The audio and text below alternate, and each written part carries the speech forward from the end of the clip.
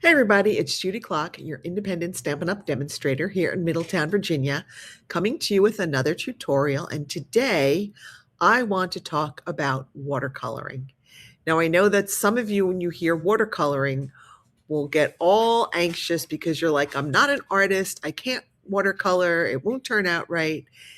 Well, I'm going to show you a couple of easy ways to use your water painters and ink refills to really just create really pretty background pieces that you actually can use. So let me switch my cameras and let's go ahead and get started, because I think that once you give this a try, it will become one of your favorite techniques. For me, creating is all about experimentation and just trying new things. It's not about perfection. And every time you use these, every card will be different and unique, but they will all be beautiful. I can promise you. No special talent needed at all. I'm not an artist. I can't draw a straight line without a ruler. Sometimes even with a ruler, it doesn't come out straight.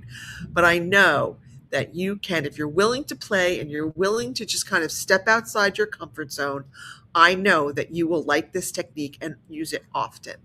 All right, let's go ahead and get started. And there we go. So the first one I want to show you is really just using your basic white paper and creating a strip that you can use to stamp your sentiment on. So this is a pretty easy technique. We're not going to use a lot of water because we are not using watercolor paper. So I'm going to start out with a dry piece. I have a piece of our masking paper here, and I'm going to turn my light around so I could see a little bit better. I'm going to remove the backing from our masking paper, and I'm going to just lay this, which one is like this, the sticky side, just sort of down the middle of my basic white cardstock. Okay, and I'm going to press lightly on it. I don't want to press too hard because sometimes it can rip the cardstock. Then I've got one of my clear blocks. I'm going to use some bubble bath because I wanted to create a soft and subtle effect. On my sample card, I used Flirty Flamingo and Old Olive because that was what was sitting on my desk. But for this one, I wanted something a little softer. So for this, I'm using just a couple of drops of bubble bath, and then I'm going to put on a couple of drops of our soft sea foam. And I am also going to put on some rubber gloves because you can see here my fingers from making my samples are all inky. I'm going to take off my rings for now. Hopefully I won't forget them. And I'm going to just put on some latex gloves. I do keep some of these in my craft room specifically for messy techniques like this, or when we do the shaving foam technique or string pulling, things that are really messy, really pretty, but a little on the messy side. So these are always a good tool to have just kind of in your craft room for days when you want to get a little bit more creative and a little bit more inky. All right, so now I've got the water painters come in 3 sizes, 2 kind of skinny brushes, and then 1 very broad brush, which I can't find right now. Where'd it go? It's right here. All right, here we go.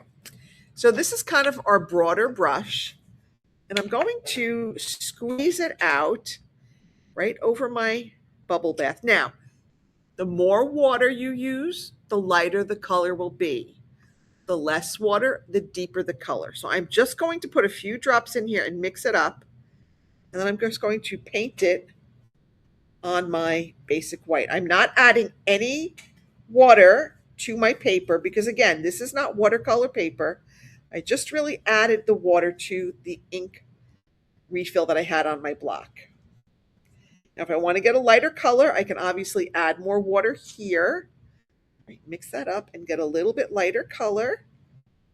And just add as much color as you want. There's no right or wrong way. The next thing I'm going to do is I'm going to clean out my brush. I do have a silicone sheet on my workspace just to kind of keep everything sort of contained. And now I've got my soft sea foam. I'm going to add a little bit more water. And now I'm just going to, again, brush this on. right on the edges. And again, try to get, get those brush strokes evened out. Okay. And that is all I'm going to do for this one. Now, this will take a moment to dry. So I am going to lift this off and I'm going to set this aside and we're going to let that dry. Now, of course, being prepared, I actually have one that I have done earlier that we can now stamp on. I'm just going to leave my gloves on because it's going to be more of a challenge to take them on and off. Now I am going to clean up my workspace here just to make sure I don't have any ink on it. And then we're going to bring in a piece of our paper again, just to keep our card we're working on, to keep that nice. So here is the one that I did earlier. You can see I brushed on the pink and the green. Now, this was a stamp from the January virtual retreat class. It was called, it just says 2026 Virtual Card Making Retreat. It doesn't really have a name, but I really liked this image. I thought it was perfect for this technique. And I'm going to just stamp this right across my center. Now you'll notice, because my stamp is so big, I'm actually taking my stamp pad and I am stamping the stamp pad on the stamp, because the stamp is much larger than my stamp pad. And I'm going to take this, I'm going to flip it around so that I have my images are kind of like mirrors. And I'm going to stamp it here. Okay. Now, be very careful when you're removing this masking paper. Sometimes it can rip the cardstock. I'm not going to lie. Sometimes it does. So I'm just going to go slow to take this off. But you'll see you've got that beautiful image above and below our little white area. How pretty is that? Now, get rid of that. It's sticking to everything. Now I've got a stamp here. This is from our January product of the month, Fabulous Sayings. What is it? You can't remember anything. Fabulous Sayings. And I'm just going to stamp this beautiful scrippy happy birthday right in the middle. And it looks like that's pretty straight. So there we have that. Now, this was a little bit bigger, so I'm going to trim I might have to take these gloves off because I can't really work with them on. So as much as it pains me to take them on and off, I think it's going to have to come off. All right, we'll put them back on because the next two techniques really are very messy. Okay, there we go. Now I'm going to close up my ink pad because you know me and ink pads. I tend to make a mess with them. But I'm going to trim this down to 5 by 3 1/4. Right. This is currently 5 1/2. I'm going to take off like 1/8 of an inch on each side. So we got our 5 1/4.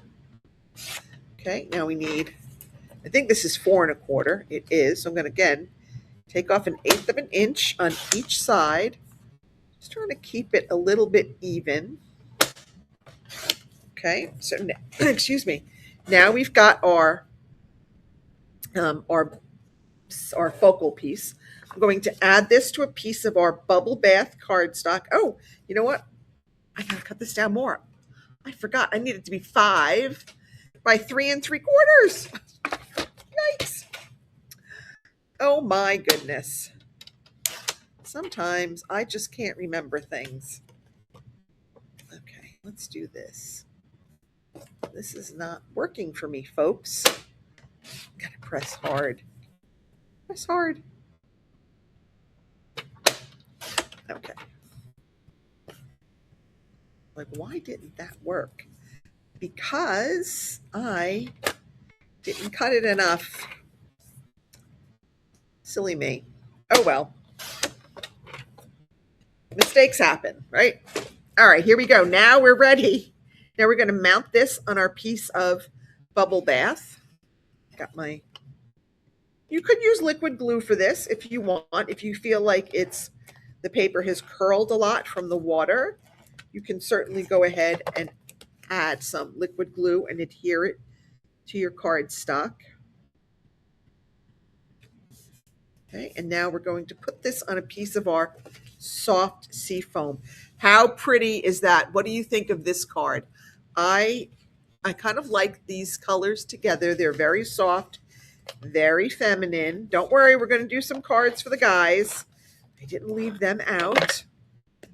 So that is just one piece of one way to do it. So you can do it right on your basic white cardstock, keeping the paper dry and just adding the water to the block with the ink and picking it up there and working with it. So that is one card. And you can see how the cards are different based upon the colors. I don't know. Here it is. Here's my first one. Here's my sample. This was Flirty Flamingo and Old Olive, and I did the black background. I just thought that would be very dramatic. And then I softened it up by using Bubble Bath and Soft Sea Foam and just use those. So again, the same card, a very different feel depending upon what colors you use. Okay, another technique that you can do is with a piece of our watercolor paper, Fluid 100 watercolor paper. Again, we're going to add some soft sea foam. And this one is not going to be nearly as messy as the other one, I don't think.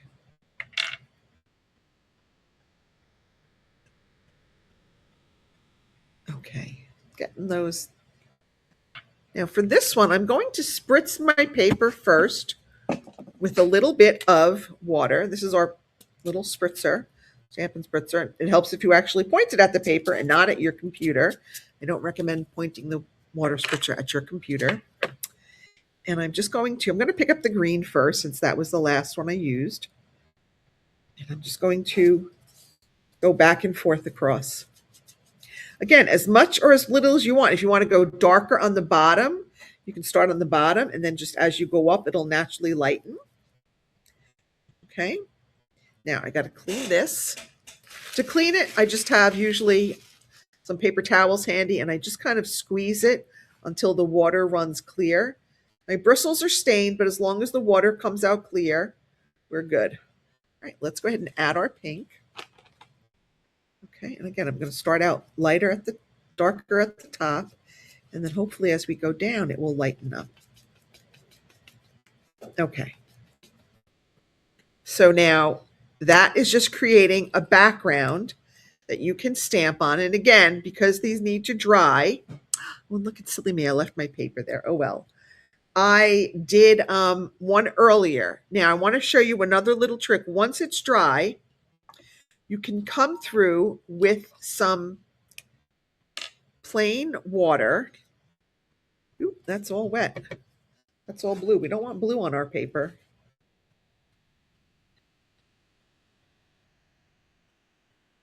Making sure my little painter is clear because I want to add some drops to my surface here. And then I'm going to blot those up. And those are going to give us some little splooshes of lighter color. Right? You'll see it on my sample. You can see there, though, it is a little bit lighter. And again, we're going to stamp this with our lovely floral stamp that we used for the first one. Except I've got a string on it. There we go. All right.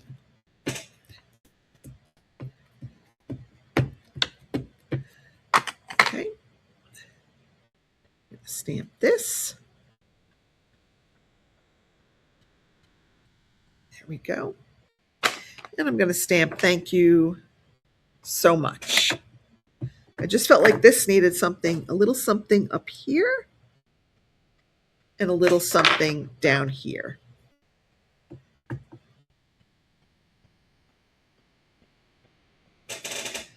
So that would be the focal point for our second card, which would look something like this. And you see how I did those splotches and how they show up with a little bit lighter area. That is just another technique that you can use. So there we have it with Old Olive and Flirty Flamingo and our bubble bath and our soft sea foam. So I would just kind of layer that on. Obviously, I would have like a soft sea foam or bubble bath card base, but I would probably put it on the black again just to kind of make that really pop, those colors pop against the card base. So that would be card number 2. Now, let's go on and work on the last 2 techniques. They're very similar, just a teeny bit of difference. So it just depends upon what you're looking for. But this one these are probably the messiest. The messiest. Okay, let me get this out of the way. All right, so I am definitely putting on my. Now for this one, we're going to use Lost Lagoon and not soft sea foam. Lost Lagoon and Pretty Peacock. Apparently, I cannot put on my gloves and speak at the same time. It's like walking and chewing gum for me, apparently. Okay, so I have another piece here of our Fluid 100 watercolor paper. This one I want to get really, really wet. So I'm going to spray this really well. I really kind of want to have a lot of water on there. Okay, so you can see I'm getting a lot of water on there, and we're going to add a lot of water. Now, here's what I want to do. I'm going to add a couple of dots of Lost Lagoon, and you can see how that is already starting to spread. And we're going to add here, let me just make sure my big water painter is ready. Okay, that's clean. I'm going to add some Pretty Peacock. Now this is really, I got to spray this almost right away because these really make a very dark splotch. Okay, so that is adding the color directly to our watercolor paper. If you want, you can come back in here with the spritzer and spritz it some more to spread those colors out even more. And then you can also just kind of hold it up and let the colors run. Now, an important step here is to blot it. You want to blot off the excess water and ink color. Okay, so we're going to blot that off.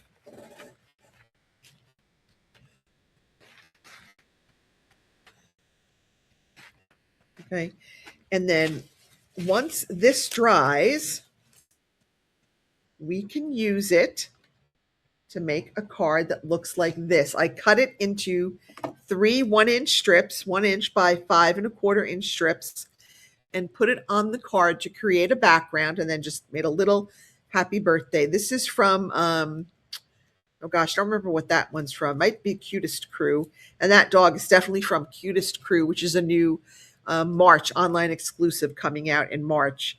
And this was a series of dogs, and I did a little masking to just get that one little dog there. But how cute is that? So I love this technique because you can really create beautiful backgrounds. And again, once I cut this up, and what I do is after I cut the strips into 3 strips, I label them left, middle, right. So when I go to put them down, I know which one goes left, middle, right. So there is that piece. And again, these all need to dry, but here's one that I finished. So again, this one's much more splotchy. I got too much Pretty Peacock. I don't think I had enough water on there, but the same technique. Look at the difference in the designs. Okay. The last technique, again, is we're going to use Pretty Peacock, but this I'm going to put on the block. I'm going to put a couple of drops on our block. And again, our Lost Lagoon. I just love this combination. I think it's a great combination. I've got here another one of our pieces of watercolor paper. Trying to make sure I get the spritzer down. Again, I'm going to put lots of water on it, putting lots and lots of water on it. Okay. There we go. Make sure it's nice and wet. And we're going to come in with I'm going to use my skinny painters. I'm going to pick it up. I'm going to add a little bit of water to the block. Not too much because I have a lot of water here. And I'm just going to add this in some swirls on here. Okay. Now I'm going to come in with my pretty peacock. And I'm going to add some water to our, and I'm going to come in here and do some more swirls. So again, one is directly onto the paper. One is a little bit more, let's get, I don't want that much pretty peacock on there. One has a little bit more. Now you could also come here and use this to kind of spread it out a little bit. Get some more patterns going. Tilt the paper.